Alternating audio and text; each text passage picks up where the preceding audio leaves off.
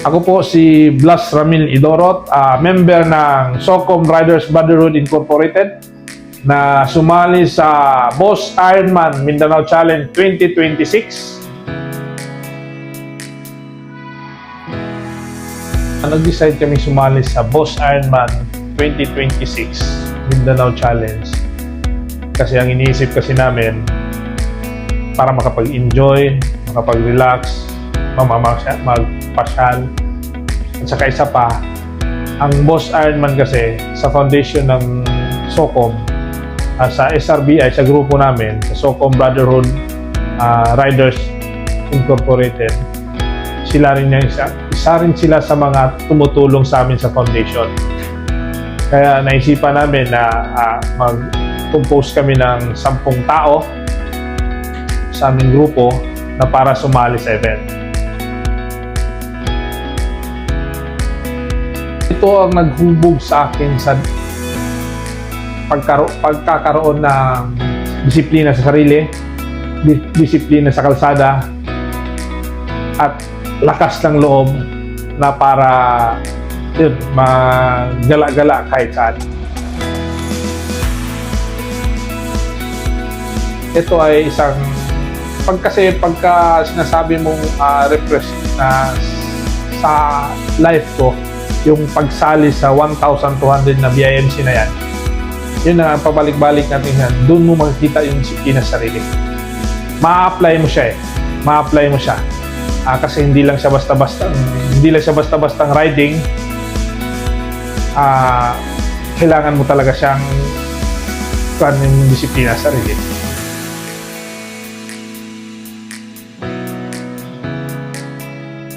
Diretso lang. Pagkat may kaya, pag may lupa, takbo lang ng takbo yung motor. Pagka tumatakbo pa yung motor, banat lang ng banat.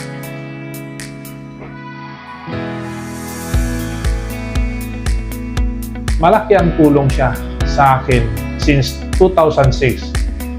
Kasi, katulad ng sinasabi nga nila, gagamit ka man ng ibang klase ng oil, sisirain naman yung makina mo, sisirain naman ng samantalang ikaw, kung alam mo kung anong ginagamit mo, katulad ng Bertua na matagal ko nang ginagamit, tested and proven na siya. Kasi since yung D2T pa yung motor ko hanggang naging automatic, hanggang yung XR ko hanggang nag-big bike, nag-Bertua ako kasi alam ko may tiwala ako sa engine oil na to.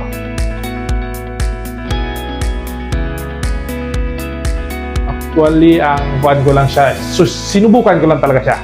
Kasi nakita ko sa mga lower CC ko na mga motor ko is maganda yung langis. Sinubukan ko siya kahit na siguro ilagay natin, hindi natin alam anong mangyayari sa motor, 'di ba? First time yang gumamit ng ganon.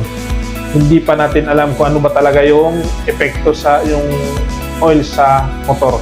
Tinesting ko. Ay, sa kuha naman, ay nakarating naman siya rito na tumakbo siya ng 4,950 kilometers. Back and forth from Manila, Jensan event, then Jensan back to Manila.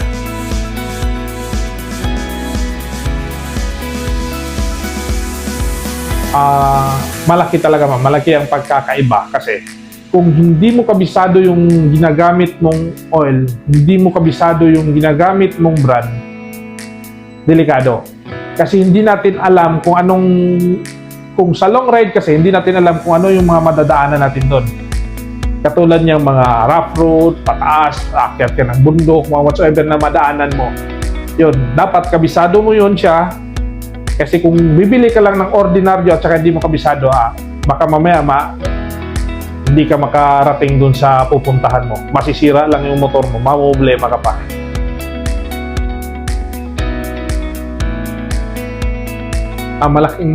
Malaki yung dating ginagamit ko na brand at saka yung sa Pertua ngayon, kahit na first time ko siya magamit. Hindi siya masyadong mainit, malakas yung hatak niya, hindi ka mamumblema kasi yung pag-change mo ng gear, mabilis. Hindi siya yung naglalak. At saka, yun na, hindi siya basta-basta na umiitim oil niya. Kasi ilang beses ko tinesting yan, chinek ko yan siya.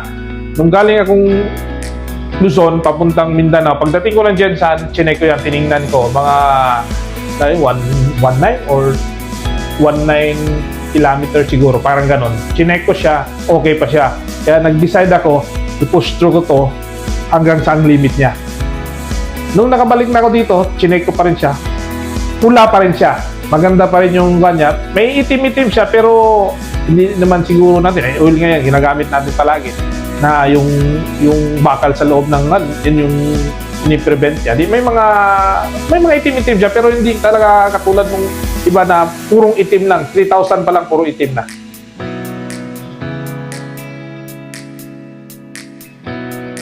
Malaki yung once na trusted mo kasi yung ginagamit mo na katulad yan, yung engine oil mo, wala kang kaba.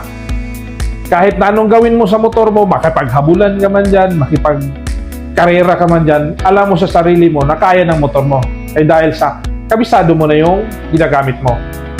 Mahirap kasi kung katulad yan, yun nga sinasabi ko kanina, na yung ginamit ko na Pertua sa big bike, first time ko nagamit, pero alam ko sa sarili ko kasi gumagamit na rin ako sa mga maliliit na motor ko. Kaya tested ko na rin siya. Pero hindi ko pa siya sinasabi talaga na guarantee until na nung nagamit ko siya. Nung nagamit ko siya, maganda naman talaga.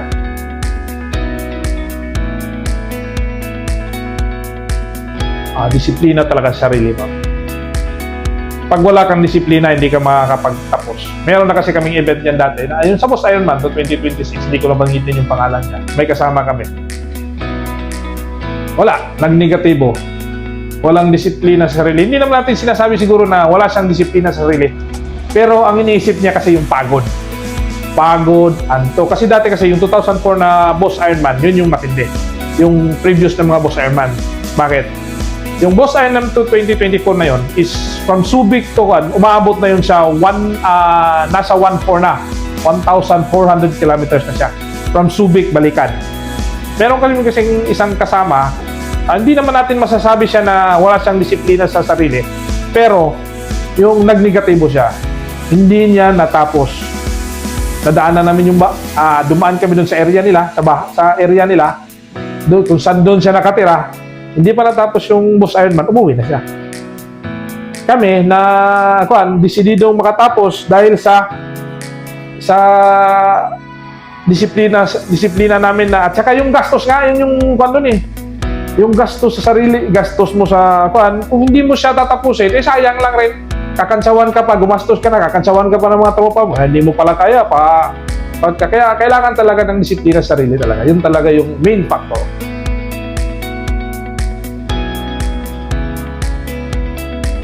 Wala, sa totoo lang talaga yung tubig, hydration, whatsoever yan, hindi factor yan siya.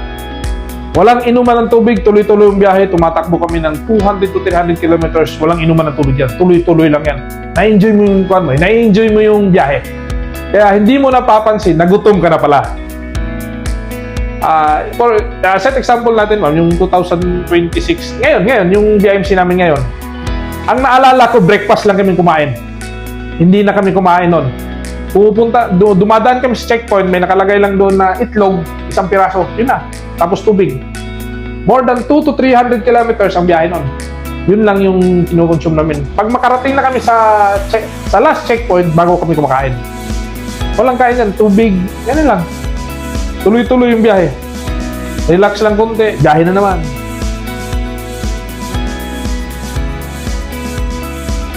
Yung breakdown ng makina. Kasi once na sa Boss Ironman 2026, once na sa 10 kayo, pag mag-breakdown ng isang makina, automatic, wala. Ubus kayo, hindi kayo finisher lahat. Dapat sa 10 kayo, sama-sama kayong makarating doon sa finish line. Katulad nung may madisgrasya sa inyo, wala. DQ kayo lahat. Dapat kumpleto kayo. Ang na-anticipate naman, yung pinaka-kuan doon, yung disgrasya. Yung breakdown ng makina. Yung kung mag-negatibo yung mga participant.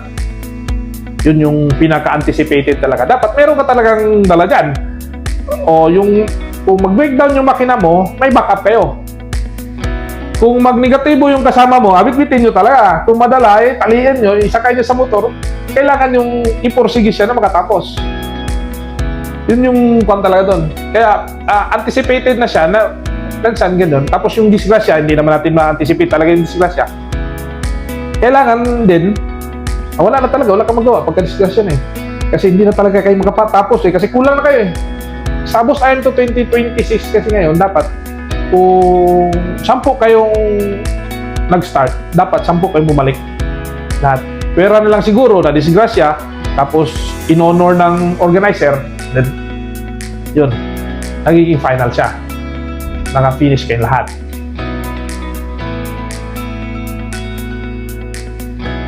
Ito lang yung masasabi ko, disiplina talaga sa sarili. Yun yung pinakauna at saka pinaka-last ko, disiplina sa sarili.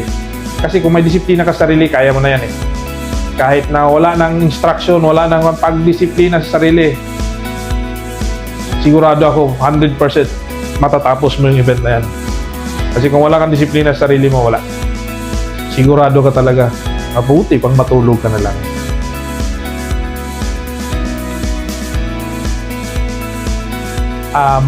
Sa madali lang mag-encourage, pero depende kasi yan sa katulad siya. Yung sa mga younger generation kasi may iba kasi iba-iba na yung hilig eh. Meron kang katulad, example lang natin yung sa anak ko. Anak ko na babae. Yun, kursunada yun siya. Sa 15 years old siya ngayon, 16 years old, yun, sumasali-sali na siya, nagmumotor-motor na kahit na mga long distance. Wala pang lisensya yun ha. Pero diyan lang with kasama ko. Ako kasama ko. Siya ang pinapa-drive ko kung kahit saan kami napupunta.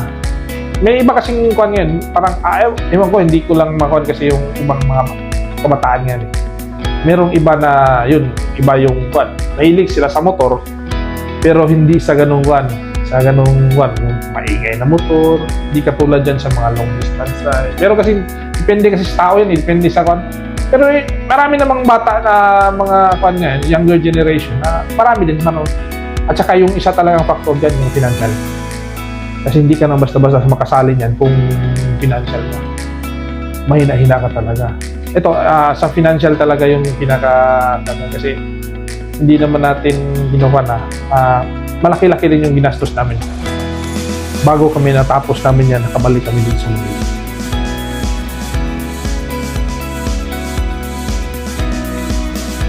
Sa Pertua, ba ilalakas pa talaga? Proven and tested na yan.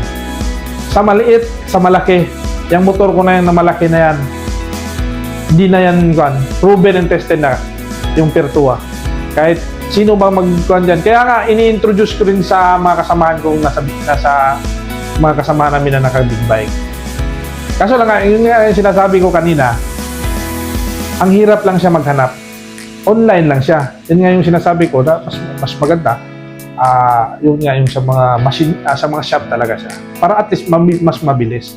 Hindi na problema yung mga big bikers or whatsoever ng mga lower cc na motor na kung nandyan, di papalit mo lang agad, diretso. Yan. Kung sinasabi, malakas talaga, sa asin malakas, may iba talaga yung pwersang binibigay niya.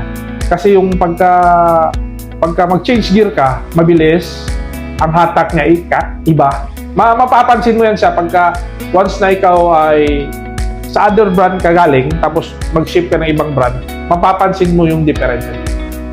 Ang gamit ko pong motor ay Trans-Saab 750 Honda.